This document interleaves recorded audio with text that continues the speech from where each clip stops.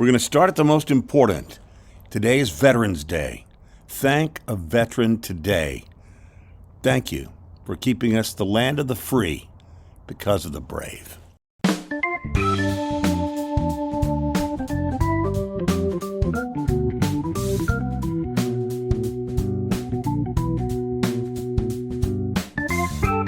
The Wilder Show podcast.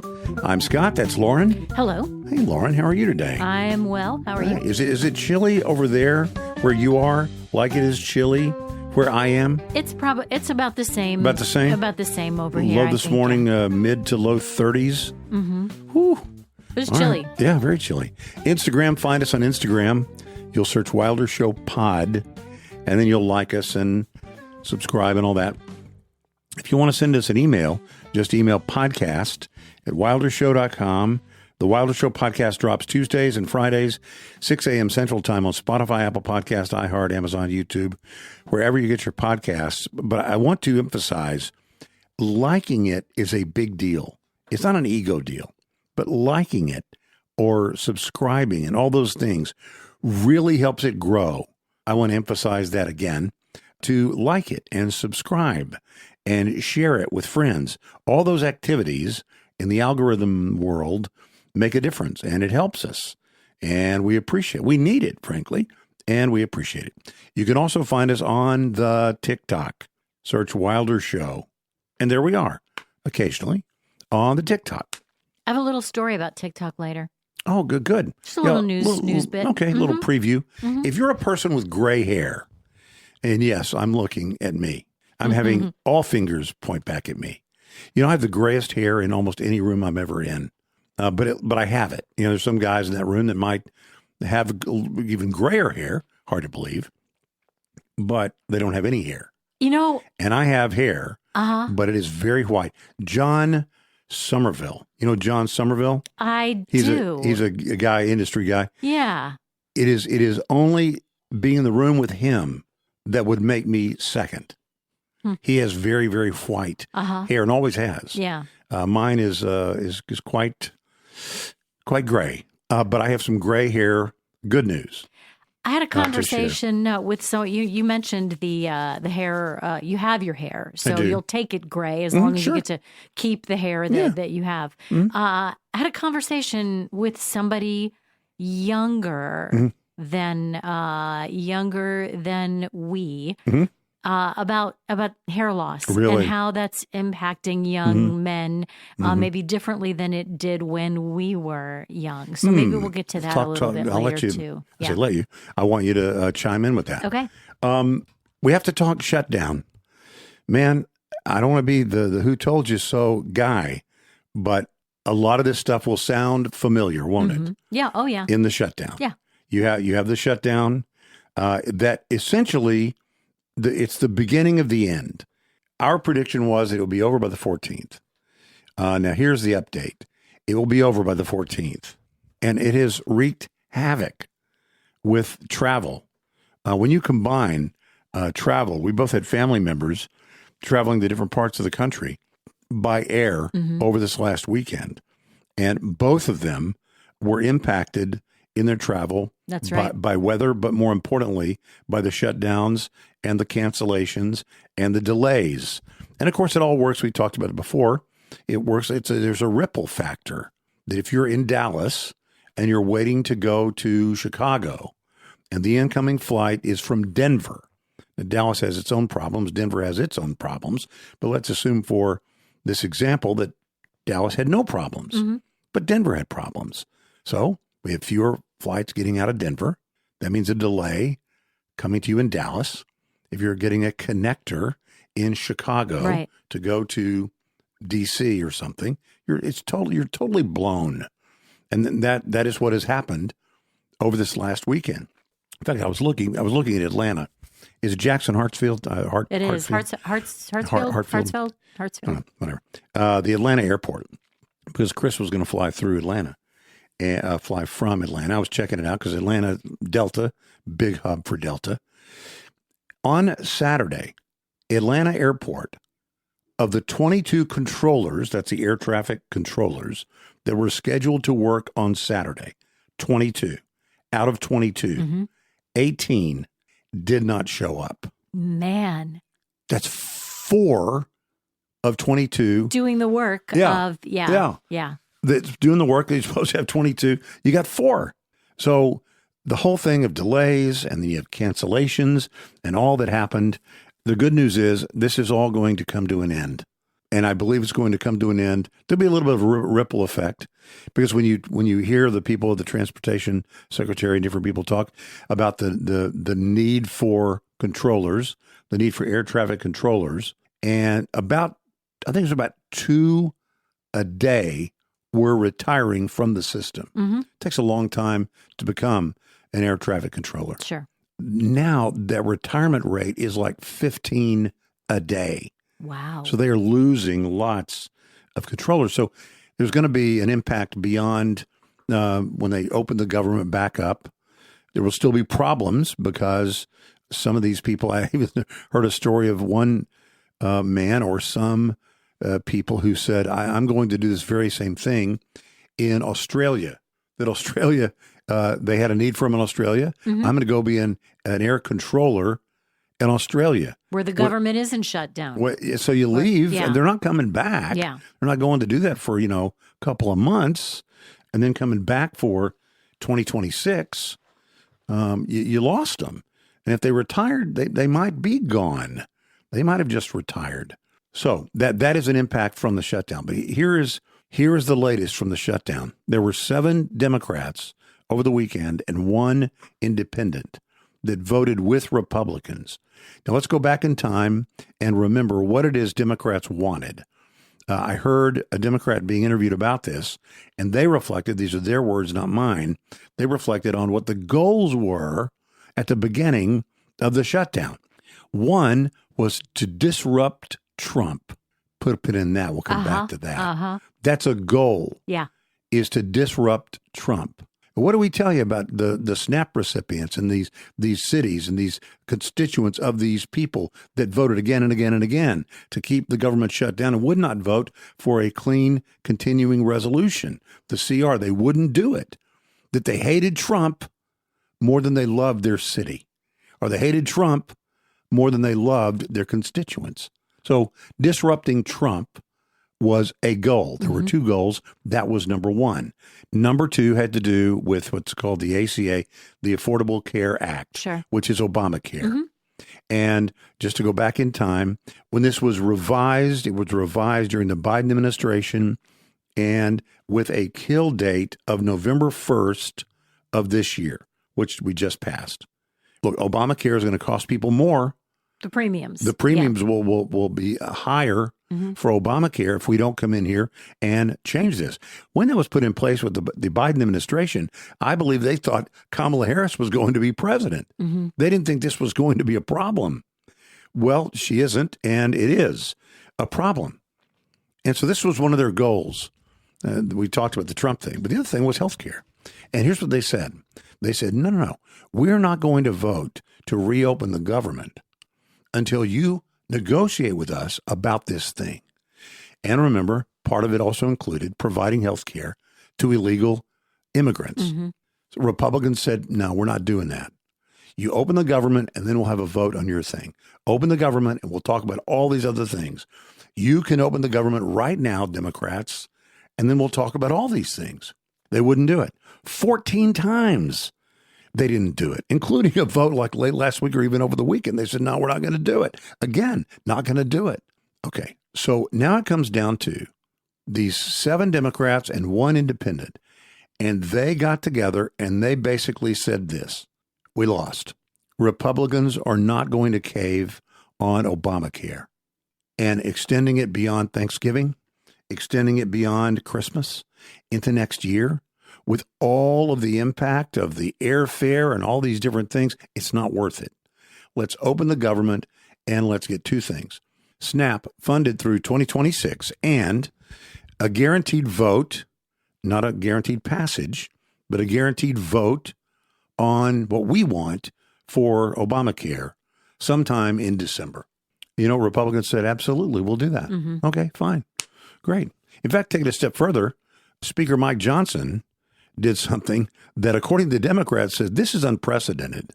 What Mike Johnson said was, I'll tell you what, you guys write the bill. You guys write the Obamacare bill that you want voted on in December. You guys can write it and we'll vote on it.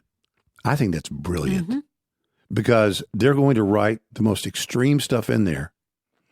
And remember, there are a whole bunch of people. The progressive wing is very upset that Democrats caved. Yeah. Even Don Lemon, the former Don Lemon, said Democrats caved. I guess he's still the Don Lemon, but he said Democrats caved. Democrats caved on this. Chuck Schumer is upset. All these people are upset with Chuck Schumer. Chuck Schumer says, I will never vote for. Okay. So here is where we are. Where we are today is Republicans won because they stuck together. Democrats lost. And then they're going to write the bill. It's going to be voted on in December. I don't believe that bill is going to pass. So I think Republicans won all around. Will the Democrats, is there some wing of the party, though, that will say, well, we did what we had to do to make sure that people were fed. Yeah, we had their kids, going hungry because they weren't getting their benefits. Yeah, that is what these seven and that One Independent are saying, and they're right about that. Yeah, it was just going to extend the pain. And the other thing is this: we said the reason Democrats are keeping this alive is because they want it to be a campaign issue. They want it to be an election day issue. It would boost Mamdani. If Mamdani's talking about affordability, and says we're going to give you everything for free, fast and free buses and grocery stores, and it's all going to be free. We'll give it to you for free. Well, that stands in contrast to the people that are on SNAP right now that can't get anything. So you keep the pain, you use the pain for your political gain, and that is exactly what they did. And after it was over, we said, now that it's not a campaign issue, just watch. It's going to be solved. They're going to find a way now that it's not a campaign issue. Now, just like before, the question was who is most to blame for the pain? And even CNN anchors, they would interview somebody like Gavin Newsom, and Gavin Newsom would say, yeah, well, this is your Republicans. This whole shutdown is because of Republicans. Even liberal interviewers on liberal networks would stop them dead and say, stop. This could be solved in a second. It remains closed. It remains shut down because of Democrats. That's the way it is. So even people like that are saying things like that. But now we reach a point where we have to say, okay, it's all about spin now. And Republicans don't have to do much spinning. Just tell the truth. And that's what the deal was. Yeah. But Democrats are going to try and find a way to say, well, you know what? We just what you were saying. We want to make sure that health care is now front and center. Everybody's talking about health care. Well, you didn't say you wanted people to talk about health care. You said you wouldn't agree to open the government until what you wanted was agreed to. You didn't get that. So don't say now that everybody talking about health care and moving health care to the front of the conversation was your goal. It was never your goal. And they could also say that they got SNAP in place through 2026. That's great. Nothing wrong with having SNAP in place through 2026. I don't have a problem with that. And I don't have a problem with having a vote in December about Obamacare. That's okay, too. Have that vote in December. No big deal. And the problem is it's not going to pass, and Democrats are going to say, but you promised us a vote. Yeah, we promised you a vote. You write it. We'll put it up for a vote, and we'll see what happens. I believe it's going to fail, and I believe it should fail. One other note about this. I think the whole thing is really good that it got done and the shutdown, and again, there are particulars and procedural things. It may not be shut down until tomorrow, Wednesday, whenever. But one other good thing about it is that it did not involve destroying the filibuster. We go back to civics. What is a filibuster? Let's say there's something that is, the question is, should we vote on this? Mm-hmm. The way it works is you have to have 60 members of the Senate to say, yes, we will vote on this. Now, that doesn't mean they're voting in one way or the other on the particular item. It simply says, I'm voting on whether we should vote. Okay, gotcha. Should we bring this to a vote, or should we not bring it to a vote? If you don't get 60, you do not have a filibuster-proof margin, right? So what Trump was saying was, let's do the nuclear option. And the nuclear option is to destroy the filibuster. So now all you would need to bring something to a vote is 51. Republicans would rue the day that they did that, because at some point, Democrats are going to have 51, or they're going to have 49 and 2 wobbly Republicans. And all of a sudden, boom, everything gets pushed through. What that 60 does, that filibuster, that 60-member vote does, is it actually protects the Senate from having a bunch of stuff that never should come up. Yeah. So all of this was done without having to destroy the filibuster, and that's a good thing. It would have been a very bad thing had Republicans done what the president wanted. Well, what the president said he wanted. You never know with that guy, right? I mean, he threatens and threatens and threatens. Sometimes that's just, sound and fury, signifying nothing. Right. You write that down. It's a good quote. Sound and fury, Lauren. Sound and fury. Signifying nothing. Got it. Correct. Okay, opening the file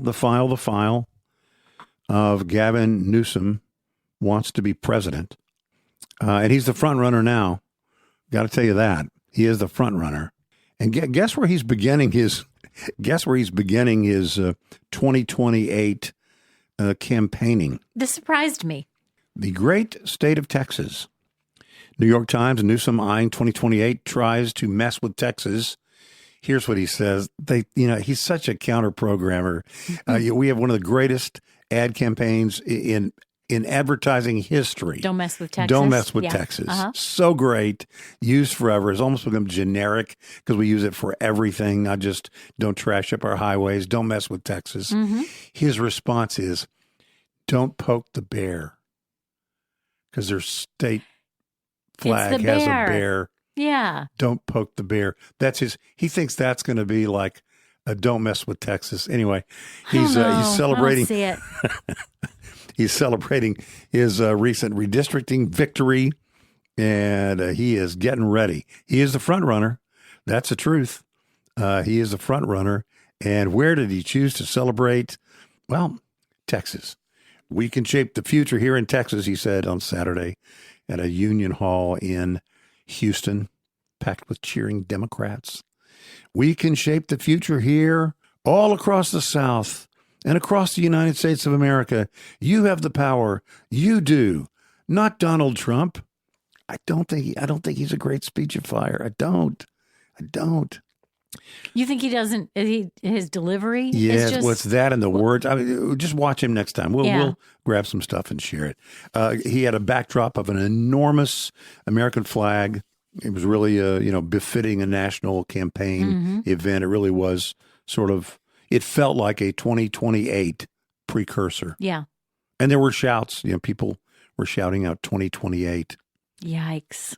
There was another chapter in his little rivalry between the two most populous states' governors, Gavin Newsom and our very own Greg Abbott, Republican, governor of Texas. They've gone back and forth with some taunts and stunts back and forth. I mean, Greg Abbott, you remember, sent planes of immigrants to Los Angeles. I do. Load them up. Yeah, load them up and unload them. Eat your heart out, Greg Abbott, Newsom said as he began his speech on Saturday. For what? I don't get it. Eat your heart out. That's what a winner would say, right? Right. I don't get what is the evidence of his winning. I guess it's about the redistricting plan, but just wait and see. Gavin Newsom will implode as a candidate. He's not solid. Mark my word, he's not solid.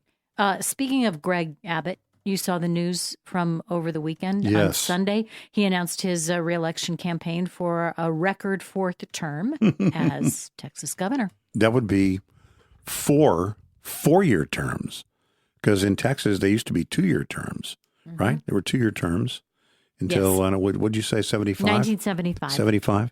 Before that, they were just 2-year terms. So somebody else might have had 3 or 4 terms, but not as many years. Right. And I don't think anybody had 4 terms. So he will have, Rick Perry came in succeeding from a lieutenant governor, I think. And so he only won 3 times. So, this would be Abbott winning 4 times. Well, winning and being in office for the whole 4 years. Correct. That's what would make him the Wow. longest-serving governor. Excellent. Uh-huh. Let's talk a little gray hair, shall we? Yeah. Now, you don't have much gray hair, but I have. have. That's not true. I have a lot of gray hair. No way. I do. I don't think that's true, but I do, as you know. I have lots and lots of gray hair. But I don't care about that. I like it. I like my gray. Yeah. I look back on pictures when I didn't have it, and I think, that's kind of odd looking. But I must say, it is also odd looking whenever I look in the mirror and I think, oh, man. Do you forget? Yeah. I don't really look in the mirror much for obvious reasons. But then I sometimes say that. Yeah, I know. But sometimes when I'm in a group, I will look around. Like let's say I'm in let's say a church service or something, or like a big Bible study. So you got like 100 people. I'll look around and go, dang, there is nobody even close to how white my hair is, even the older ones. Uh-huh. And is it all natural, do you think? Do you think people are coloring their hair and you just don't know about it? Maybe. Maybe they are. Maybe. But I don't know. Sometimes, my father-in-law, he died. I don't know how old he was. He was 80-something or 90-something. Yeah. I mean, I had grayer hair when I was 30 than he did when he died. My dad, though he died young, his hair was never as white as mine. Anyway, looking for some little good, pardon me for the pun, but silver lining. Could gray hair be protecting us from cancer? How does that work? I mean, if it is, how about that? I mean, and I have questions. First of all, tell me about it. Right. Is it? University of Tokyo. And by the way, the Japanese don't generally have lots of gray hair, and they do live long. Yeah. Their hair doesn't go gray much. But here's sort of a thumbnail of the findings. Gray hair, this is in mice, but gray hair in mice signal successful cancer defense. Okay. It is evidence of cancer defense. So it's not a defender of yourself against cancer, but is more, of course, at the end of this, you'll hear me say more study is needed. Yeah. Because it's not definitive. But when stem cells that produce hair pigment get DNA damage, the body forces them to mature and exit, and it leaves gray hair behind as evidence that potentially dangerous cells were eliminated. How about that? See, that's not that complicated. No, that makes sense to me. So my question was going to be, does it like, what if you color your hair? I mean, you're still getting the same benefit, sure, right? Yeah, of course. Yeah. You're just sort of cheating those gray hair out of the pride that they might get in saying, look how I'm defending you. That's right. I've lost my pigment and I'm protecting That's you, right. and I'm going to color you anyway. Another way you could say it is What's to thank the hair. Yeah. You're going to return it to its original color. Well, okay, I'm going to go with that then. I'll go with that for at least a little, well, probably a lot longer. Yeah. Cancer-causing chemicals like UV radiation override this protective response by flooding stem cells with survival signals, allowing damaged cells to persist and potentially form melanoma instead of causing gray hair. So what it's saying is we're talking about melanoma, skin cancer. So your hair follicle, the little niche, makes little life or death decisions. And here's the way it works. Fascinating. Isn't it? Surrounding support cells produce a protein called KIT. It's KIT ligand. KIT ligand. Okay. That determines whether damaged stem cells get eliminated, which would cause gray hair, or the damaged cells allowed to survive and multiply, which would risk cancer. Does that make so sense? interesting. Yes. Yeah. You is there more on that? I don't want to cut you off, but it reminded me of something else that I wanted to talk to you about. All I would say is that while the protective mechanism was demonstrated in mice, researchers found that elevated KIT ligand levels in humans suggest that a similar processes may occur in people. So gray hair might be evidence that your body might be evidence your body has fended off and is exiting damaged cells as opposed to allowing damaged cells to stay and replicate. Yeah. That's fascinating. Yeah. I was with my mom on Saturday evening at an event where we were definitely, if not the oldest people there, we were probably in the top 10%, top 5%. Sure. It was an event where I would say the median age was probably 40. Okay. Maybe. Most of the people that would have been a pretty common age. Lots of really attractive women, well-dressed women, a lot of good-looking men. And one thing that my mom noticed when we were leaving, she said she noticed how many shaved heads she'd seen among the men. And we wondered, is that just a lot of men who are going completely, losing so much hair that they've just decided just to shave the whole head and just not even worry about it anymore. And that led us to a conversation about how many men we see in the entertainment industry that they seem to have defied aging in that way, or in the hair way, okay. Or maybe even you mean because of color loss? Loss. Oh, gotcha. Loss for sure. The color is not that big a deal. And it's not, maybe there are a bunch of guys with really good heads of hair, but when I really notice it is when there's someone who's been around for a long time. And I remember, 10 years ago, I think his hairline looked exactly the same. No, it was receding. It looked like he was aging naturally. You think it's real hair, or you think it's... No, I think it's getting more and more common. I thought it was just in entertainment circles. And when I say entertainment, I mean guys who make like a lot of money. Yeah. I was thinking that a phrase you might hear them say a lot more recently is, I got a hair guy. Let me tell you about my hair guy. And I thought it was something that would be really cost prohibitive. So that this is something that you see not only because they have a lot of money, but because they have they want to keep their youthful they got a looks presentation for a long time. One guy I'm thinking of in particular, I'm going to mention a name, Will Arnett. Oh, yeah. Will Arnett. He's been around for a long time. Has. If you, very funny guy, good actor. But if you go back and watch like the first season of Arrested Development, totally normal receding hairline for a guy his age. Not anymore. And if you look at him now, he's got a head of hair. He's got a head of hair that a teenager would be happy to have. Let me tell you another one. Steve Carell. You and I always used to talk about that. If you look at the original, maybe The he had Office, a little bit the very original The Office. Yeah. And look at him today. And I'm not being critical. Yeah. And look at him today. It's completely different. And not just like painted the scalp so you can't see their skin under there. Yeah. But back to your thing about shaving. I think a lot of guys do that. I've always liked, as you know, to have my hair cut really short. Yeah. When it's long, when it touches the top of my ears, it makes me crazy. When I feel it on my forehead, it's like, no, done. On my neck, got to get it gone. Yeah. I don't think I've never really tried. Kind of pretty close.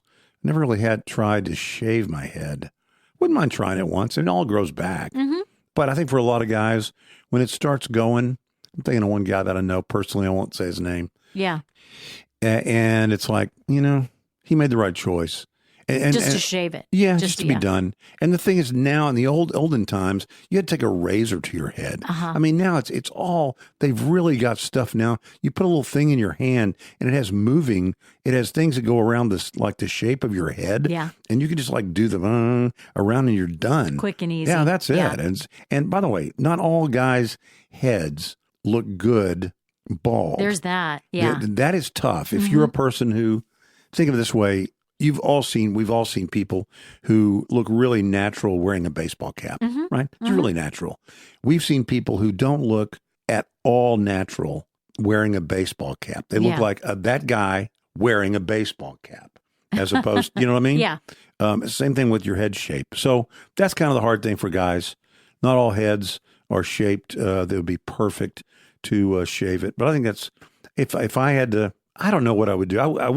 I wouldn't fight it. No matter what it was, I wouldn't fight it. Let's go and let it go. No. Maybe if you were 30 or 40 years younger. So this is the next part of my story. Go. I started talking to my daughter about this. Right. And she's in her late 20s, and we have, we talk a lot about how obviously on social media, we have quite different algorithms. She's not even 30 years old yet. She mentioned when my mom and I were talking about the experience that we'd had on Saturday night, she said that she sees a lot of videos on, I don't know, Instagram, TikTok, or wherever. Yeah. And it'll be, come with me as a 30-year-old newlywed as I travel to Turkey for my hair transplant, for my, or whatever it is they call it.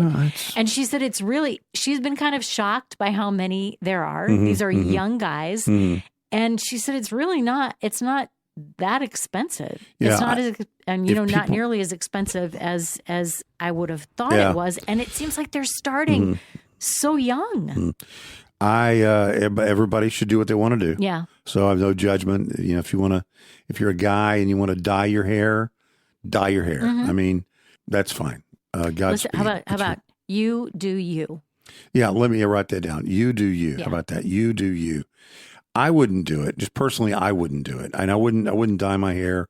It's another monster to feed. It is. I don't have, oh my gosh, is it all too much the very same shade? We have to get the tinting just right. And then it's like, okay, but is it, what about in certain light, it looks a different kind of color and it's obvious that, just like, who has so much of the rest of themselves together that they have that much leftover attention to give to something like that?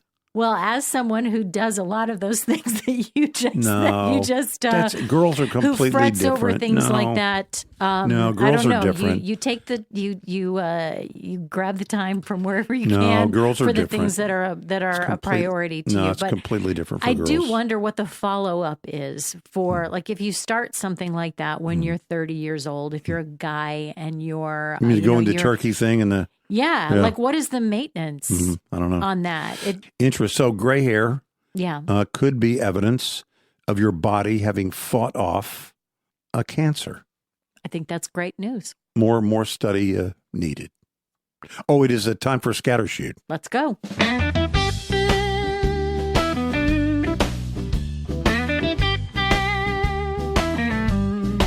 Wilder Show scatter shoot. All right. More than ever, women are working outside the home. That's true. Even mothers working outside the home. They're making more and more money. And as much money as they make, they can outsource a lot of things. They can have somebody help clean the house. They can have somebody help take care of the kids. But there is one thing that never changes, even with high-income moms. They still have the majority of the mental load in the family. So even if they make as much money as their husbands or make more money than their husbands, 68% of the mental load within a family or the cognitive load of raising a family, it's not the physical tasks. Okay.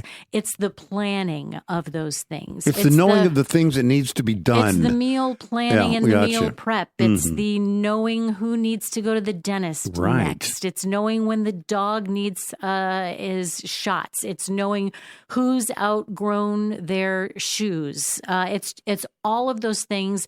The things that it's the life of a family. It is. It's the wheels that keep the family turning. And employment and high earnings might reduce a mother's physical housework by up to 30%. She can outsource that. She can have somebody come in and help clean, but it has zero effect on their mental load. That makes sense. They're still the ones who have to remember everything. High-income fathers might engage more in those cognitive tasks around the kids' education and activities, but they still avoid the daily mental work like meal planning or restocking supplies.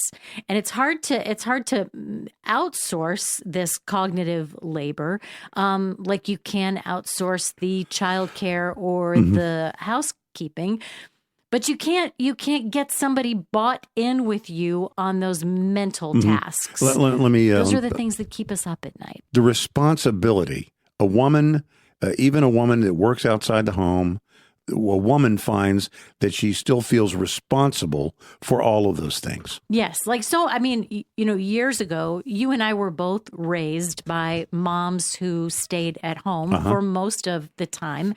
That might have even been our experience in our own households for periods of time when our kids were young. And that was kind of like when the at-home parent, who more often than not, way more often than not, was the mom. And she was the house manager. And that just all of those responsibilities sort of fell to the house manager, not just the physical kind of things of keeping the house clean, taking care of the kids, all of those things, but that mental load. The cognitive load still falls to the woman. The father is far less likely to be the one who notices that the shoes are outgrown. Right. Or that there are holes in the shoes and somebody needs new shoes. Correct. The father is far less likely to be the one who knows this one isn't eating chicken anymore. We need to replace, all of those things that you have to keep up with, or who needs the snacks for the soccer game this week, or who doesn't have soccer this week. No. Yeah, that still falls to a woman. Still falls to a woman, even though more and more women are in, if not the primary breadwinning position, at least equal to their husbands. Well, most often, 68% of those types of mental load chores fall to the mom. And the thing is, that might not be because men are dumb or men don't care. It could be that those things, it's almost like women are made to be the more nurturers than men. It is more in your nature. Now, that doesn't let me off the hook. But I should still know about kids that have holes in their shoes and that kind of stuff. But it's almost like women are made to be the more nurturers, and men are not. And it is kind of interesting, too, that the cognitive load that men normally are more likely to carry are the financial responsibilities and maintenance, like routine maintenance, yard maintenance, household maintenance, those kinds of things. Remarkably, the studies show that traditional roles might be common. Yeah, I think the interesting thing is they're common and correct, but it still is a far heavier load that falls to the woman than the man. Oh, I think so. I think ideally it wouldn't be that somebody, it's been a thing before where, when I come home from the end of the day, I have to do the cooking and the cleaning and the laundry and the whatever. When you come home for the end of the day, you sit and watch the ball game. Yeah. That's not really a fair exchange. I get it. I understand it's not ideal, but interesting that that weight, women feel the weight at that percentage. And that it persists even while so many other roles are changing. The woman might be, an equal breadwinner, but still carrying that heavy load. Women are made to worry about whether kids need shoes, and men are made to worry about how we're going to pay for them. Mm-hmm. But if she's also worrying about how we're going to pay for them? Well, that's the thing. That's why obviously that's not ideal. Mm-hmm. It's where we live in. It's not. But I don't think that changes the nature of a woman. The TikTok shop. You're the one. I don't know anything about TikTok, really. Yeah. You talk about us being on the We're TikTok. On TikTok, yeah. I had to call in the big guns, and I had to ask for help on this. I kind of thought I knew what the TikTok shop was, but I had to make sure that I did, because it's a place you can buy things. It's only been around in its current form since 2023. I think you could buy things on TikTok before then, but now it's like a tab on TikTok where apparently they make it really easy to buy. People can sell stuff. True. So in Q3 of 2025, after only being around since 2023, TikTok Shop is now the size of eBay. Wow. $19.1 billion in quarterly sales were spent in the TikTok shop between July and September of this year. eBay, $20.1 billion. eBay has been around for more than several decades. Yeah, it's taken them to build up to that time, and TikTok only 2 years. Well, first of all, TikTok has a trillion people that are on it. They do, and so they even already happened so fast. They already have the audience. Yeah. and they just added a shop onto it. Now, I've never looked at it. I've never been. I'll flip around and see some things, and somebody will say, "Hey, look what I got at the TikTok shop," or "This is on the TikTok shop." Sale ends tonight or whatever. I never even look at it. Yeah. But I know it exists. Now I want to look at it. I want to go. I want to find out, because I've seen some things. I think that's a pretty good thing. Yeah. But I never knew it was a thing where like independent people could sell things. Well, yeah. I mean, you like have your eBay. Small business Interesting. or maybe not even your small business. Your business of any size can be on TikTok. I think the dangerous thing about it for so many, which might be a really good reason that I'm not on it, you don't have to go anywhere. I mean, it's like Amazon or eBay or any of the ways that we've found so easy to procure things online. Yeah, you don't have to go anywhere. You just, it's right there on your phone. The interesting Tap thing the button and it's yours. Interesting thing about that, I think, is eBay is a separate thing you have to have. eBay doesn't have its own traffic per se. You know what I mean? They're not grabbing the traffic at something, and you can also do the eBay thing. Right. The main thing for TikTok is people going, they're getting news or watching stupid videos or whatever. But there's traffic there. Yeah. And they're taking the traffic and then giving them a place to shop. That's completely different from, Amazon. I got to go on Amazon to buy something on Amazon. But if Amazon had and someday they will maybe, if Amazon had a little button on TikTok, or Amazon had a little button on Instagram Reels, or Amazon had a button on one of those things, that would be maybe similar. But it's not a surprise that TikTok is, it's a complete time waste. I was telling you off the air, over the weekend was the Senate argument, or arguments about the shutdown. And they had the debate going on the floor. And I was in a place where I couldn't just pull up C-SPAN.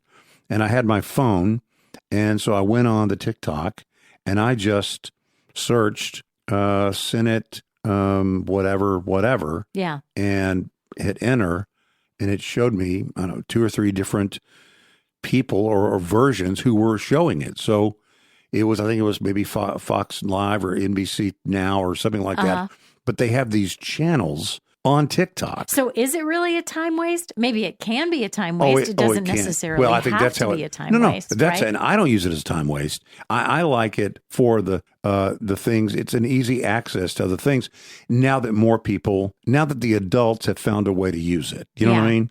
It's not all just a kid eating a spoonful of cinnamon or something. Yeah. Somebody taking some challenge. So you just have to be discerning. Well, yeah. I mean, if you go on there, if you go on there and do the FYP, which is for your page, do the FYP, that's the stuff the algorithm has just said, hey, you really like to watch car chases. Yeah. So they show you all the car chases. Or you really like to watch card tricks. Yeah. So they show you all the card tricks, right? But if you just go to a normal thing, you open the thing and you can search what you want. You can watch what you want. Now, some of it's really, really bad. But if you're an adult, you would see it as I see it, which is it's just a different delivery system of, in some cases, very traditional media. Yeah. You can watch NBC News Now or ABC News Now, or you can watch the Senate hearing, or you can watch, I'll give you another example, the press briefing. It's hard to find a complete press briefing. If you wanted to watch a press briefing, I've always enjoyed watching the entire press briefing from the White House. But nobody shows that, and for good reason. It's not that interesting. But for me, I find it interesting. And they'll show you little clips, but I can get my own clips in my head. I'll watch the whole thing if I have time. And so I can go on and say, I want to see the whole press briefing. And boom, if it's live, there it is. You can watch the whole thing, boring as it could be, from beginning to end. That's not weird viral video of people getting stopped by police. That's just news. Yeah. But it's being delivered through this new medium.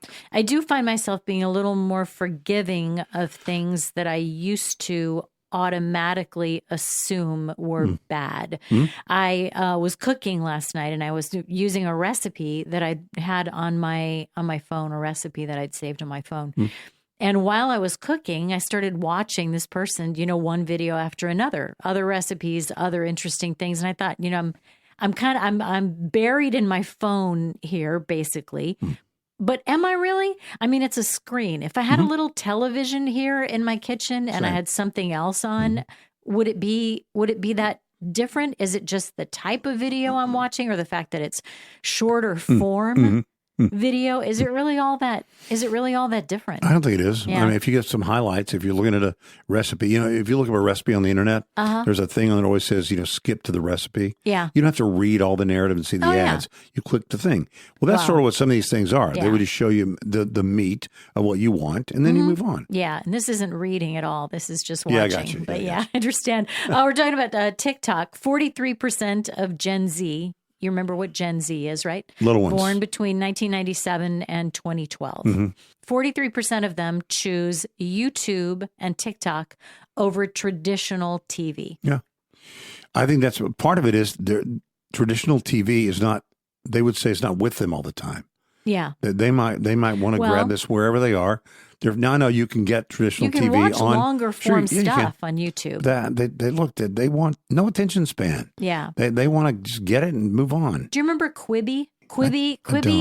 I was really kind of surprised it didn't do well. Now I understand a little bit more why Quibi stood for Quick Bites. Started in 2020, failed very quickly. It was going to be like a whole bunch of series that were 5 to 7 minutes an episode. Okay. And they were designed, it was an app. You could watch it on you could, have the app anywhere, but it was designed for you to be able to watch a whole episode of something while you were on the bus, or while you were waiting for your next class to start, or while you were waiting in the grocery line. Started in 2020. Failed kind of quickly. For a while, they blamed it on poor marketing. People didn't know what Quibi was. But you know what they say now is really the reason that it failed? It was 2020. We all of a sudden had all the time in the world to watch long form stuff. We weren't waiting in lines as much. We weren't anywhere. Right. Yeah. We had all the time in the world. There is one more thing. We're not going to do it now because it's pretty heavy. There's a story out of Oklahoma that we'll get into maybe next time. Yeah, that is really heavy to a town that you and I both have connections to. So we'll do that. Talk about a little thing going on in Stillwater, Oklahoma, maybe next time. That is the Wilder Show podcast. Find us on Instagram. It's Wilder Show Pod, if you want to look for us there. If you want to send us an email, just email to podcast@wildershow.com. Wilder Show podcast drops on Tuesdays and Fridays, 6 a.m. Central Time or before, on Spotify, Apple Podcasts, iHeart, wherever you get your podcasts. And please, seriously, would you like or rate and or follow and subscribe and share? Just if you go on, just do that. Just say like immediately. The more of those things we get, the easier it is for people to find us. And that helps us grow, and we really appreciate that. So please like, rate, follow, subscribe, and share. Not or, and share. We're also on the TikTok now and again. And Lauren, thank you. Thank you. And we'll see you next time.